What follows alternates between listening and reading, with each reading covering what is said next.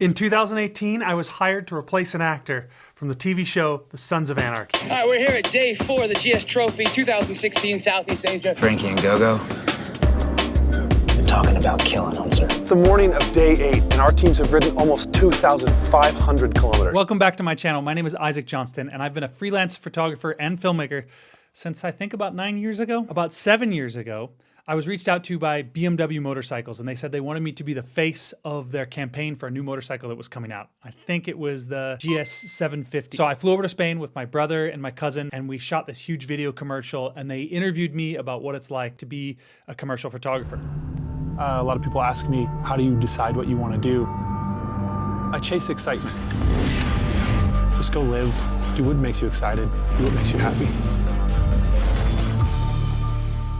I thought it went okay. You know, I'm not the greatest in front of the camera, especially at that point, but they liked it so much that they invited me to be the host of the 2018 GS Trophy. And I told them, hey, I'm not an actor. And they said, no, you're perfect for the job. We have no money and we'd like you to come to Mongolia. So I said yes. And I flew to Mongolia, where for 10 days I was the host and learned how to be a host, but I must have not been that good because I've never been invited back. But one of the best things that happened was I met my friend Llewellyn Pavey. Llewellyn has his own YouTube channel called Break Magazine, where he rides, reviews, and gives tips on how to ride motorcycles. He's a great motorcycle rider and has actually completed the Paris to Dakar race, which is a huge feat. But because Llewellyn lives in Wales and I live in the United States, we talk often, but we haven't hung out with each other since 2018. Then last summer he called me and he said, I have an idea for a video, and I want to take vintage XT500s, 1979, 1980 bikes, and go ride the original Paris to Dakar route in Morocco that they did in 1979. And of course, anything to do with motorcycles, I said yes. And that's how I ended up in Marrakesh, Morocco, waiting for two strangers to pick me up.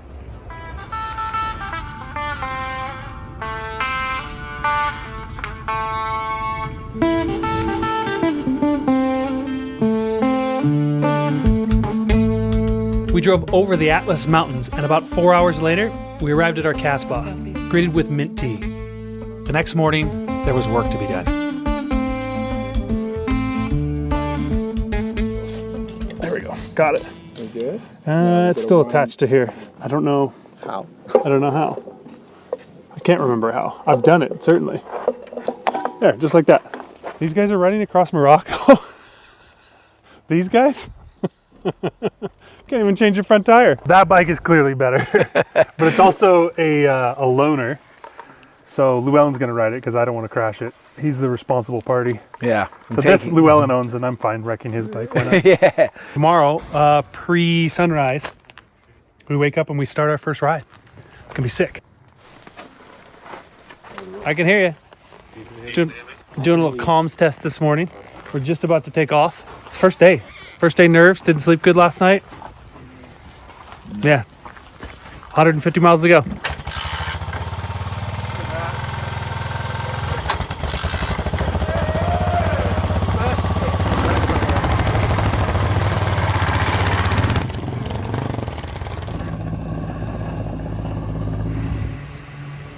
We're 2 miles in, 2 kilometers in. 2.5 miles. This bike, we had to pull the tools out and fix it already. Yeah, it seemed to be running pretty rough. I was riding along next to you and it was like burr, burr, burr, burr, burr. So we fiddled with the air screw and the idle screw, and I don't really know what either of those things do. Turn it until it stops going burr, burr, burr, burr, burr. Not one of us was surprised that we had mechanical difficulties so early. So while we futzed with the carburetor, the rest of the crew grabbed some coffees. Llewellyn, did your dad do Dakar? Yeah, my dad started 10 and finished 8. Yeah. So I will forever live in his shadow as a man who's only done 1. He fell down a well once. He had to get someone to help him get his bike out. These ones are hotter than before. Was that on camera? Sorry. Yeah. Were you doing like a serious interview? And I was like, These are hot. I was just, It's like no context at all. My dad fell down a well. It's true. It was a big square well. It was a bike-sized well, and he just rode into it in the dark. With carburetors tuned, we started our bikes and got back on the road, but not for long. We're in it now, huh? Lost already. We're like 20 miles in. Oh, dude. This is killing me. I don't want to use the phone either. Like, I don't want to cheat it. We're really good at this.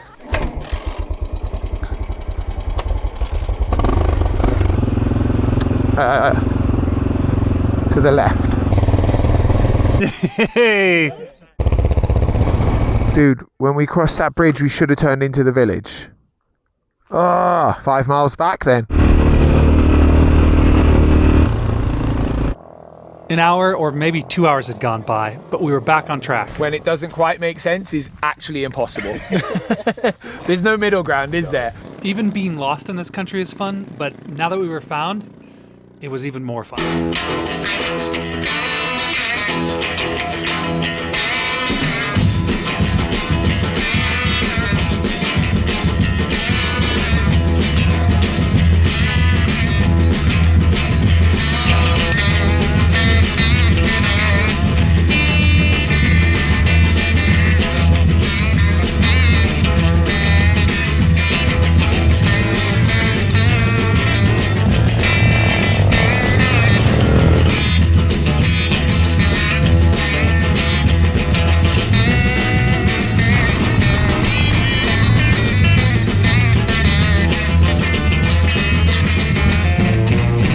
Those 3 bits of crackers for lunch were incredible. We had completed our first half of a stage. We stopped for fuel, and Joe let us know it was about to get rough. Oh! Holy You braked it. I wasn't ready for it. Oh my god. Yeah, it looked quite precarious on the other side, but I somehow barely pulled through. What's happened here, May? The bolt was like half out, so it's time to put the bolt back in. Because to get the mount off this side, you have to take the exhaust guard off. 6 miles on our own and we needed help. And that's better. Both tanks are rock solid, we're done. Time to go. The light is fading. We've got a long way to go. Ah, I did it again. If you've ever ridden vintage bikes, you know this moment. You're hot, you're tired, and you're not even sure your bike will ever start again. Ah.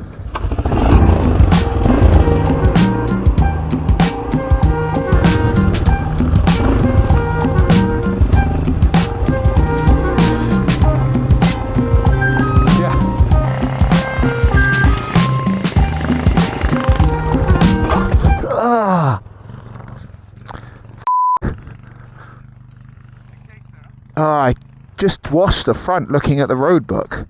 I've just got to remember how to start it. This is when it gets like real. Oh, blimey, it's much harder than once it's flooded. Alright. 140 miles from where we started today. It's getting dark, and I'm having the best time ever riding this old bike across the desert.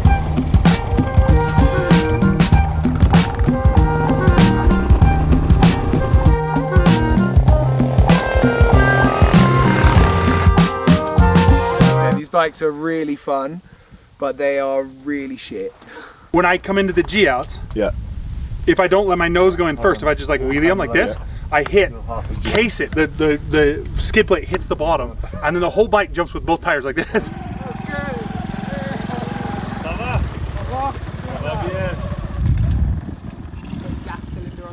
Oh, he's gonna stop. He's gonna have a chat. Well, what Lou Ellen said today that I thought was great is he said these guys on the Hondas that are passing us, they look at us like we're Civil War reenactors. Like, we think we're doing the coolest thing in the world, and they're like,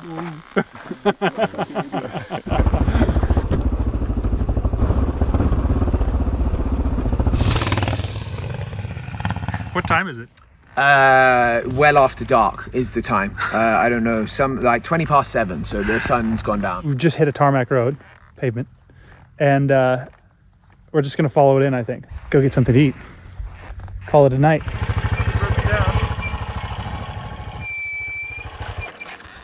Broken down, my man. The tank is split. From when you No.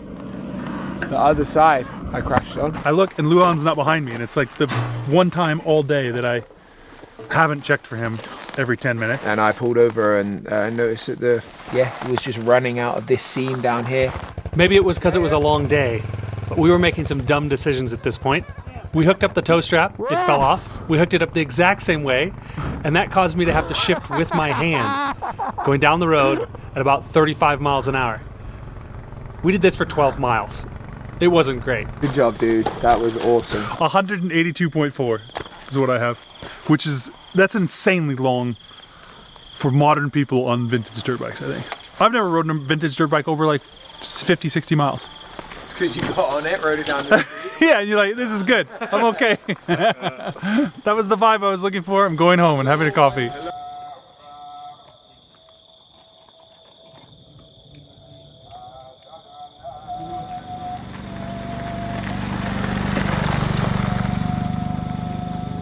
That one needs repairing, and they might like reinforce this and fiberglass this one. In most places, getting a cracked aluminum tank fixed usually takes weeks.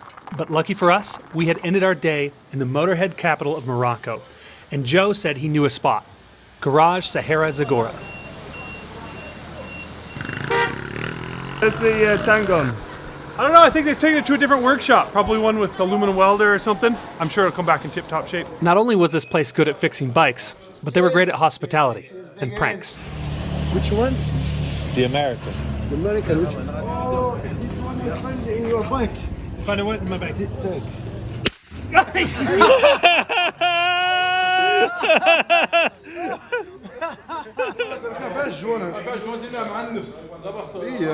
It looks toasty, but at least it's not got 4 holes in it now. So beggars can't be choosers, can they?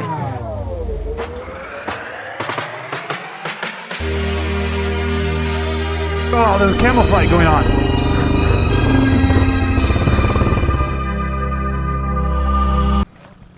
His swing arm nut was hand tight, barely. Was it hand tight? Finger tight. We were doing flat out speed runs.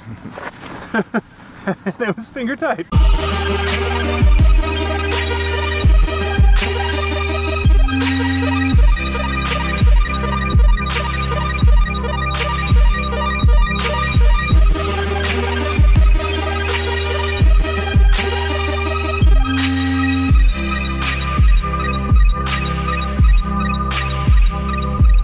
Future Isaac interrupting here. I want to remind you about my quest to beat Cody Webb, the professional hard enduro racer, in subscribers. I actually rode his bike last year. You might have seen that video, and tried to get better. And it sort of helped.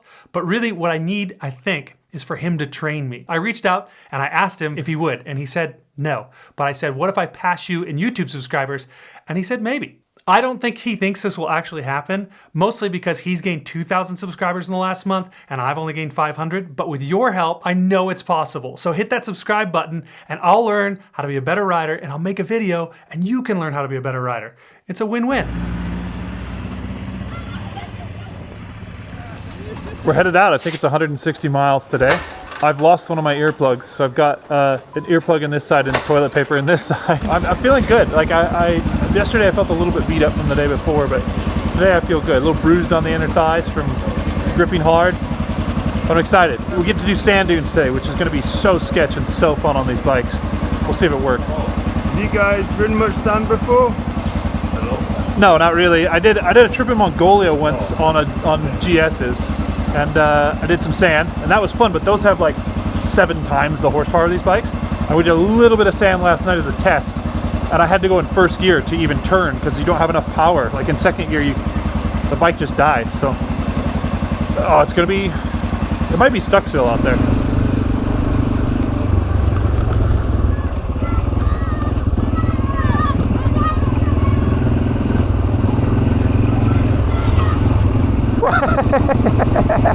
Try and hit you with the stick.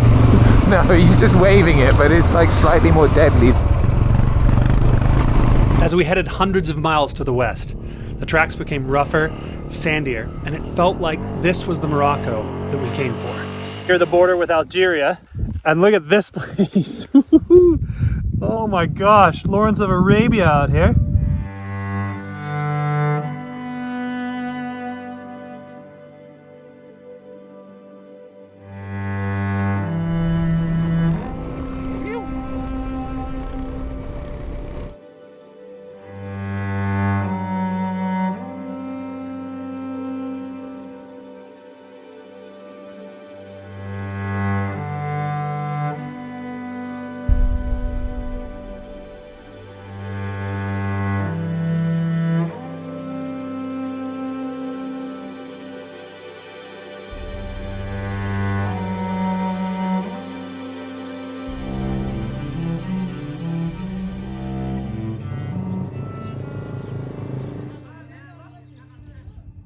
Unreal.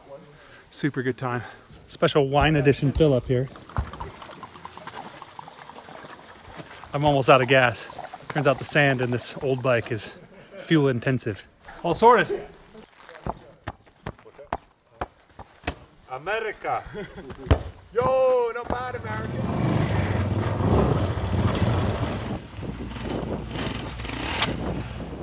So sick to ride across this, just wide open.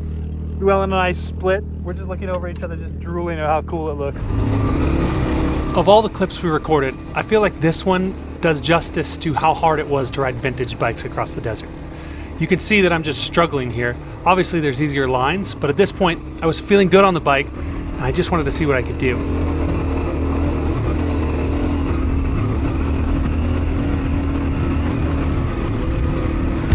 We arrived to our desert camp at almost sunset, so instead of setting up, we headed straight for the dunes.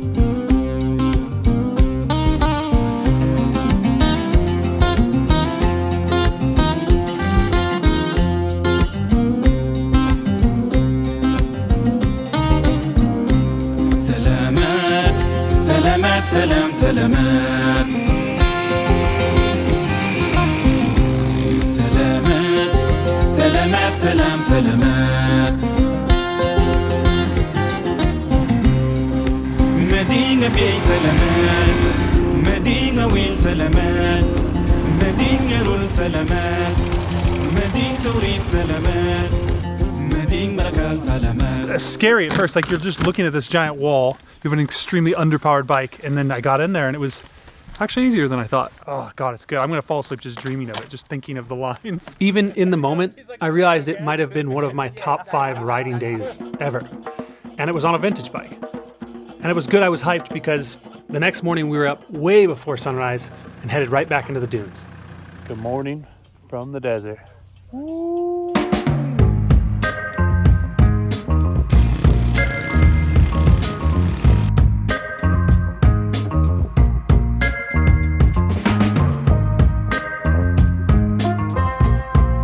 You can't see it, but Rich said I had perfect form, right, Rich?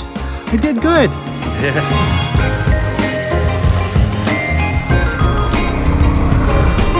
Oh God, it's so scary.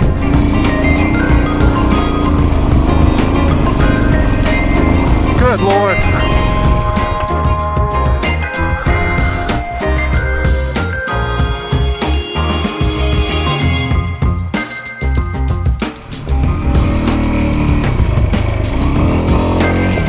Oh no. Okay, I'll be back in 3 seconds.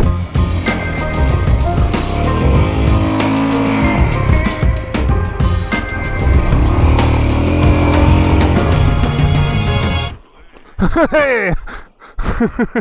When she goes, she goes. What's going on here? We are changing a tyre because someone made a poor judgment in the amount of tension on a rim lock. And so, come and see this, it's pretty funny. This is my valve. That's not even connected anymore. It should not be like that. It's ripped off the tube completely. Ripped off the tube completely, yeah. This morning we rode the dunes for sunrise. Then Llewellyn got a flat, and now I'm just sitting in the shade while he does all the work on his bike in this cool, I think they call it a Casbah. I think we have our longest ride to date to get back to where we started. The tank crack delay really slowed us up, so today's gonna be a Mondo day. I don't know how far, probably several hundred miles.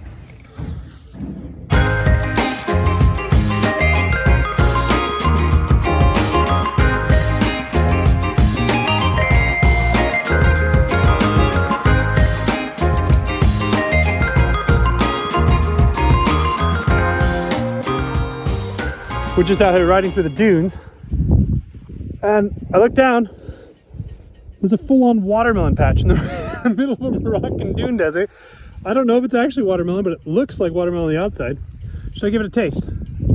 Yeah. Do you think it's poisonous? Yeah, this is like, I'm going to give it a 42% chance. Oh no. Oh Bad. no. Bad? It's absolutely the most bitter thing you've ever tasted. Your little fan. Get it off. That's even worse, guys. It's a write-off. It's not a watermelon. Looks like a watermelon, isn't a watermelon. Oh. After investigating the fruits of the desert, we realized that Llewellyn had another flat. We found the shade of the most photogenic tree to fix it, and while Llewellyn actually did the hard work, I took a bunch of photos.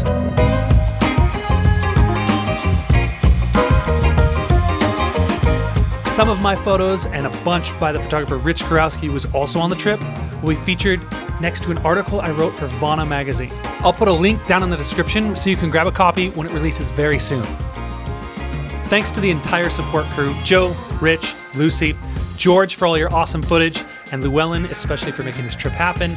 He's made a real film about this that I'll link to at the end and in the description. Thanks, Llewellyn, for having me. It's been a pleasure, my man. Freaking riding across Morocco. Look at these bikes. This place, hyped, hot, sweaty. Super hot. 1,000 miles maybe back to our hotel tonight? 2,000. Yeah, thanks for watching. So sick. Wow, look at the cute little black one. If you like that video, YouTube thinks you'll like this video, and I honestly think you'll like Llewellyn's film right here. More left.